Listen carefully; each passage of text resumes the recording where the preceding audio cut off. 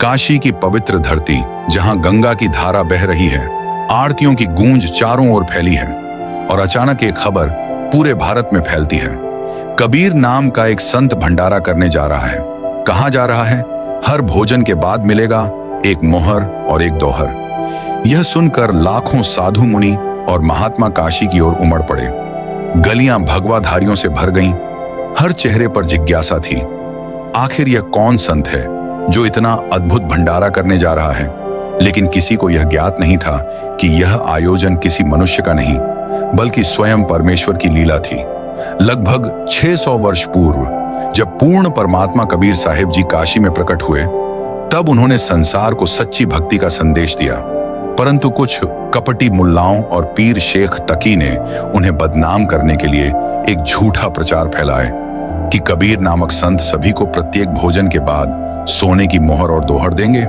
पर वे नहीं जानते थे कि जिस परमेश्वर को वे छलना चाहते हैं, वही सृष्टि के रचयिता हैं। सर्वशक्तिमान, सर्वज्ञ, कृपालु कबीर परमेश्वर हैं। उन्होंने सब जान लिया था और अपने असली रूप से सतलोक जाकर केशव बंजारा के रूप में अवतरित हुए। 9 लाख बैलों पर राशन लादकर 1 लाख सेवकों के साथ काशी पहुंचे। 3 दिन तक चला वह अद्भुत भंडारा, जहां 18 लाख साधु संतों को 24 घंटे भोजन कराया गया। मिठाइयों, लड्डुओं, जलेबियों और हलवे के ढेर लगे थे, पर भोजन का कोई अंत नहीं था। जब लोग विस्मित हुए, तब रहस्य प्रकट हुआ। कबीर परमेश्वर 2 रूपों में उपस्थित थे, एक केशव बंजारा के रूप में और दूसरा कबीर रूप में, सिकंदर लोदी के साथ।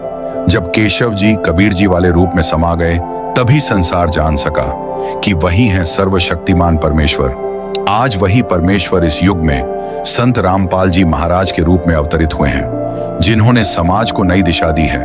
वे वर्ष में 6 बार देश भर के 12 सतलोक आश्रमों में वैसा ही दिव्य भंडारा करवाते हैं। शुद्ध देसी घी में बने लड्डू, जलेबी, हलवा और प्रसाद के साथ।